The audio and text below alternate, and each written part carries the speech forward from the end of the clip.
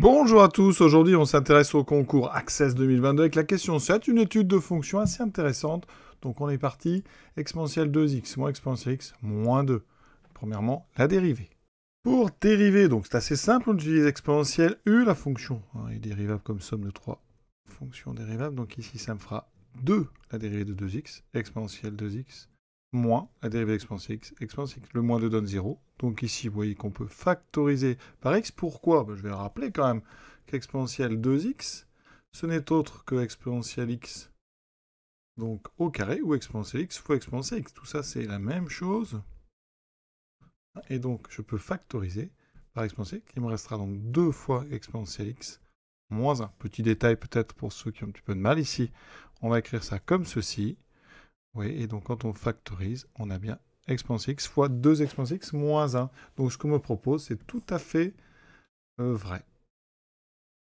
Maintenant, la fonction f est-elle décroissante sur intervalle moins l'infini à ln de 0,5? Pour ça, on va étudier le tableau, on va faire le tableau de variation, étudier donc le signe de f'. Alors, il est assez simple à étudier parce qu'on a déjà la forme factorisée. Donc on aura le signe exponentielle x, et il faudra trouver le signe de 2 exponentielle x moins 1. D'accord? Et tout ça, eh bien, nous donnera comme ça le signe donc de f'. On est sur moins l'infini plus l'infini. Je rappelle des choses évidentes, mais quel que soit x, exponentielle x est strictement positif. Ensuite, j'ai besoin des solutions de 2 exponentielle x moins 1 égale 0. Ça me fait exponentielle x égale 1,5. Donc je vais mettre 0,5 parce que dans le texte on a un 0,5. Donc quand je passe au logarithme, vous voyez, on obtient ce ln de 0,5.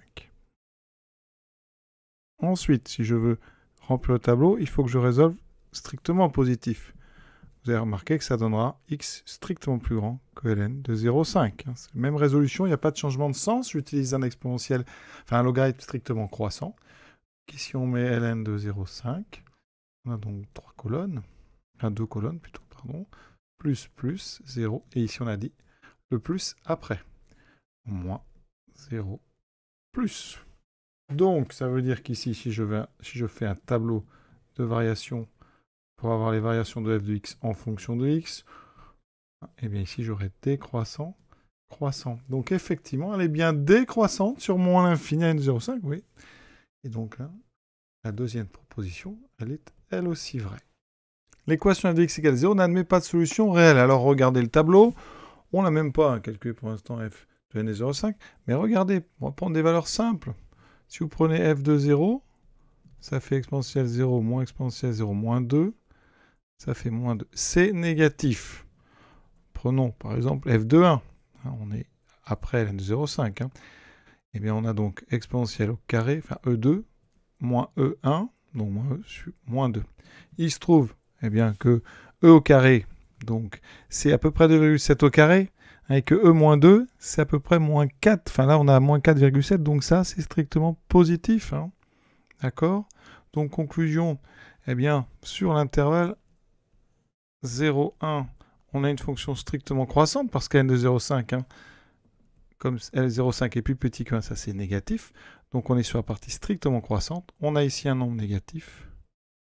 On a un nombre positif. Donc si on utilise le TVI, on a une fonction continue qui change de signe. Donc elle s'annule au moins une fois. Donc f de x égale 0 n'admet pas de solution réelle, c'est faux.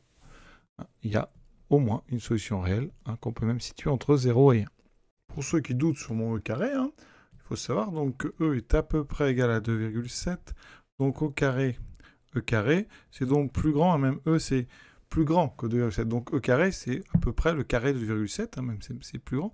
Et le carré de 2,7, c'est 700, enfin c'est 7,29, parce que 27 au carré, c'est 729. Et si on remarquait e moins 2, c'est à peu près, enfin moins e moins 2, c'est à peu près donc moins 4,7.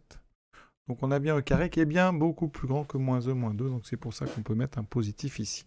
Maintenant la tangente à la courbe au point d'abscisse 0, donc je rappelle le cours. Y égale f' de 0, x moins 0 plus f de 0. Ça, c'est donc la tangente au point d'abscisse 0. Alors, on regarde. F de 0, on l'a calculé tout à l'heure, c'est moins 2. F' de 0, on a la dérivée ici. Ça fait exponentielle 0, donc 1 fois 2 exponentielle 0 moins 1, c'est-à-dire 2 moins 1, 1. Donc, quand je regarde mon équation, alors, je peux même m'arrêter ici, parce qu'on me demande si c'est parallèle à l'axe des abscisses. Donc, pour ça, il faudrait que la dérivée s'annule. Donc, ici, ça ne s'annule pas. On obtient x moins 2. Donc cette tangente, elle est non parallèle à l'axe des appuis au x. Mais on aurait pu directement ici. Hein. f' de 0 n'est pas égal à 0.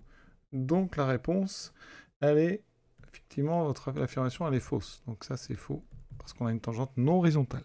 Et pour ceux qui s'intéressent à ce concours, ou même qui veulent se préparer au bac, exercice très intéressant à suivre, la question 8. Voilà, toujours une étude de fonction, avec ici un dénominateur intéressant. À bientôt.